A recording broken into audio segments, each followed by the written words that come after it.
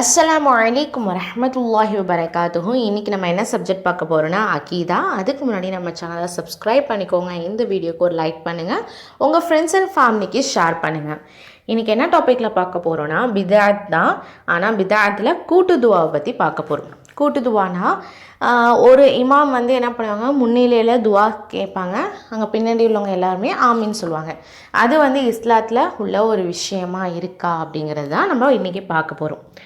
கடமையான 5 வேளை தொழுகைக்கும் பிறகும் சில முக்கியமான நிகழ்ச்சிக்கு அப்புறமும் தொழுகையை வைக்கக்கூடிய இமாம்கள் வந்து என்ன பண்ணுவாங்க, துவா ஓதுவாங்க. அதுக்கு மக்கள் எல்லோரும் சேர்ந்து என்ன பண்ணுவாங்க, ஆமின்னு சொல்லுவாங்க. இதுக்கு தான் என்னன்னு சொல்லுவாங்க, கூட்டு துவா அப்படின்னு சொல்லுவாங்க. இது மக்கள் மத்தியில் ரொம்பவும் ரொம்ப பரவலான ஒரு விஷயமா தான் இருக்குது. இன்னும் சிலர் வந்து கூட்டு துவாவிற்கு வெளியூரிலிருந்து வருவாங்க. கூட்டு துவாக்காகவே என்ன பண்ணுவாங்க, ஒரு சில பேர் வெளியூர்லேன்னு வருவாங்க. வெளியூர்லேன்னு வந்து துவாவில் கலந்து கொண்டவங்களுக்கு பெரியவர்களின் துவா பரக்கத் கிடைக்கும் அப்படின்னு சொல்லுவாங்க. ஆனால் நபி ஸல்லல்லாஹு அலைஹி வஸல்லம் அவங்க வந்து 23 ஆண்டு கால ஆன்மீக வாழ்க்கையில் துவா ஓதி சஹாபாக்கள் ஆமீன் சொன்ன வரலாறு பார்க்கவே முடியாது. மேலும் ஒரு சில ஹதீஸ் காட்டி உள்ளது என்று சிலர் வாதாடுறாங்க. ஒரு சில ஹதீஸ் வந்து அந்த மாதிரி இருக்குது, கூட்டு துவாக்கு ஆதாரமாக இருக்குது அப்படின்னு சொல்லிட்டு சில பேர் வாதாடுறாங்க. ஆனால் அது எல்லாமே பலகீனமான ஹதீஸாக இருக்குது. கூட்டு துவாவுக்கு மார்க்கத்தில் அனுமதி கிடையாது. நபி ஸல்லல்லாஹு அலைஹி வஸல்லம் அவங்க துவாவும் சஹாபாக்கள் நிலைமையும் எப்படி இருந்தது என்றால், ஜும்மா நாளில் அன்று தான் சஹாபாக்கள் என்ன பண்ணுவாங்க, சொற்பொழிவு நடத்துவாங்க. இது பற்றி ஹதீஸ் தான் இருக்குது, புகாரில் இடம்பெற்றிருக்கு. அனஸ் அலி அவங்க சொல்கிறாங்க, நபி ஸல்லல்லாஹு அலைஹி வஸல்லம் அவர்கள் ஜும்மா நாளில் உரை நிகழ்த்தி கொண்டிருந்த போது ஒரு நாட்டுப்புற மனிதர் எழுந்து, அல்லாஹ்வின் தூதரே, குதிரைகள் அழிந்து விட்டன, ஆடுகளும் அழிந்து விட்டன, ஆகவே எங்களுக்கு மழை பொழிய அல்லாஹ்விடம் பிரார்த்தியுங்கள் என்று கூறினார்.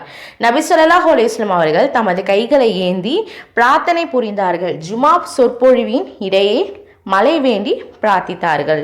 ஸோ எப்படின்னா, நபி ஸல்லல்லாஹு அலைஹி வஸல்லம் அவங்க ஜும்மா உரை நிகழ்த்திட்டு இருக்காங்க. அதில் ஒரு மனிதர் எந்திரிச்சு இந்த மாதிரி குதிரைகள்லாம் அழிஞ்சு போச்சு, ஆடுலாம் அழிஞ்சு போச்சு, அல்லாட்ட மழை வேண்டி கேளுங்க அப்படின்னு சொல்லிட்டு துவா செய்யுங்க அப்படின்னு சொல்கிறாங்க. நபி ஸல்லல்லாஹு அலைஹி வஸல்லம் அவங்களும் மழை வேண்டி என்ன பண்ணுறாங்க, துவா செய்கிறாங்க. இன்னொரு புகாரில் இடம்பெற்றிருக்க அனஸ் பின் மாக் அலி அவங்க சொல்கிறாங்க, என் தாயார் உம்மு சுலைம் அலி அவர்கள், அல்லாஹ்வின் தூதரே, அனஸ் தங்களின் சேவகர் ஆவார், அவருக்காக பிரார்த்தியுங்கள் என்று கூறினார். நபி ஸல்லல்லாஹு அலைஹி வஸல்லம் அவர்கள், இறைவா, அனஸின் செல்வத்தையும் குழந்தைகளையும் அதிகப்படுத்துவாயாக, அனஸுக்கு நீ வழங்கிய எல்லாவற்றிலும் சுபிட்சத்தை ஏற்படுத்துவாயாக என்று பிரார்த்தித்தார்கள். இதே போன்று அனஸ் பின் மாக் அலி அவர்களிடமிருந்து ஹிஷாம் பின் ஜைத் அவர்களும் அறிவித்தாங்க அப்படின்னு தெரியுது. அனஸ் அலி அவங்களுக்காக நீங்கள் என்ன பண்ணுங்கள், துவா செய்யுங்கன்னு சொல்லிட்டு உம்மு சுலைம் அவங்க வந்து சொல்கிறாங்க. அதுக்கு நபி ஸல்லல்லாஹு அலைஹி வஸல்லம் அவங்களும் பிரார்த்தனை செய்கிறாங்க. ஸோ இந்த மாதிரி ஒருத்தவங்க நீங்கள் எனக்காக துவா செய்யுங்க அப்படின்னு சொல்கிறதுக்கு ஆதாரம் இந்த ஹதீஸ் ரெண்டுமே இருக்குது. கூட்டு துவாக்காக காட்டக்கூடிய ஆதாரம் என்னென்னா, இப்னு ஹுலைமா அப்படின்னு சொல்லிட்டு 1586 இப்னு ஹுலைமாங்கிற நூலில் ஆயிஷா அலி அன்ஹா அவர்கள் நபி ஸல்லல்லாஹு அலைஹி வஸல்லம் அவர்களிடம், நான் லைலத்துல் கத்ர் இரவை அடைந்தால் என்ன கூற வேண்டும் என்று கேட்டார்கள். இறைவா, நீ மன்னிப்பை விரும்பக்கூடியவன், என்னை மன்னிப்பாயாக என்று கூறு என நபி அவர்கள் பதிலளித்தார்கள் அப்படின்னு சொல்கிறாங்க. துவாவிற்கு என்னென்ன சில நிபந்தனைகள்லாம் சொல்கிறாங்க. என்ன அப்படின்னா, இப்போ துவா வந்து இப்படி தான் கேட்கணும், அப்படி தான் கேட்கணும்னு சொல்லிட்டு குர்ஆன் எப்படிலாம் வலியுறுத்துதுங்கிறத பார்க்கலாம். திருக்குர்ஆனில் 7வது அத்தியாயம் 55வது வசனத்தில், உங்கள் இறைவனை பணியுடனும் இரகசியமாகவும் பிரார்த்தனை செய்யுங்கள், வரம்பு மீறியோரை அவன் நேசிக்க மாட்டான். அப்போது இறைவன்ட்ட நம்ம துவா கேட்குறப்போ, துவாவோ ஏதோ ஒரு விஷயத்தை கேட்குறப்போ நம்ம எப்படி கேட்கணும்னா, ரொம்ப பணிவாக இருக்கணும். 2வது ரகசியமாக கேட்கணும். அல்லாஹ்வே சொல்லிட்டான், ஒன்று பணியுடன் நீங்கள் கேட்கணும், 2வது ரகசியமாக கேட்கணும் அப்படின்னு சொல்கிறாங்க.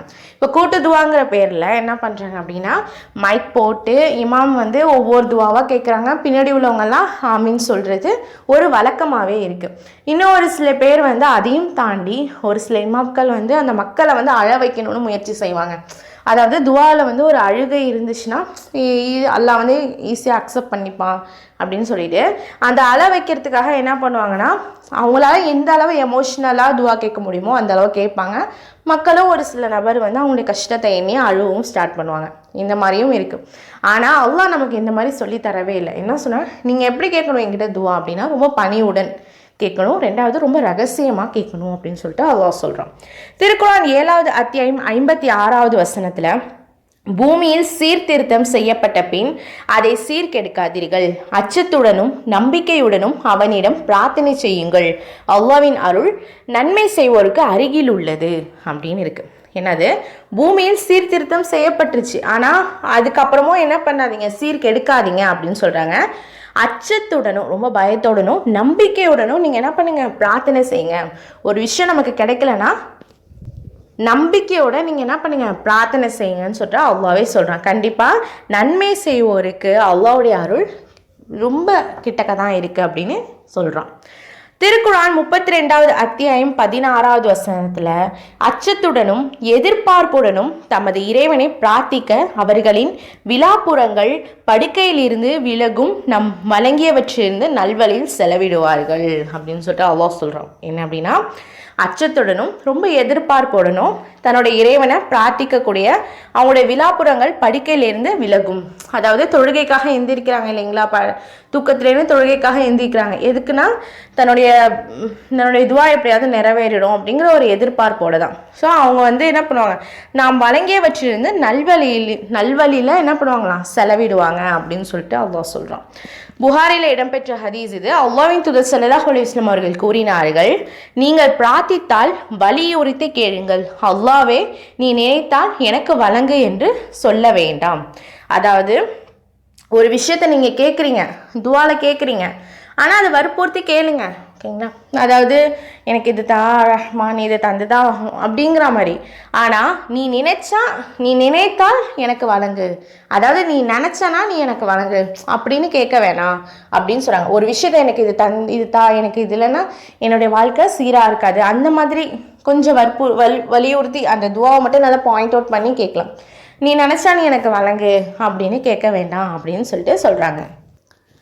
அல்ஹம்துலில்லாஹ். கூட்டு துவாவில் இதுவும் மிகப்பெரிய பிதாத் அப்படின்னு நமக்கு தெரியாமலே இன்னமும் நம்ம செஞ்சுக்கிட்டு தான் இருக்கும். இதுக்கப்புறம் முடிந்தளவு தவிர்ப்போம். இறைவன் எப்படி கேட்க சொல்கிறான்னா, என்கிட்ட கேட்கக்கூடிய பிரார்த்தனை ரொம்ப பணிவுடனும் சரி ரகசியமாகவும் கேளுங்க அப்படின்னு அல்லாஹ் சொல்கிறானே தவிர எல்லாருக்கும் கேட்குற மாதிரி சத்தமாக கேட்காதீங்கன்னா அல்லாஹ் சொல்லலை, ஓகேங்களா.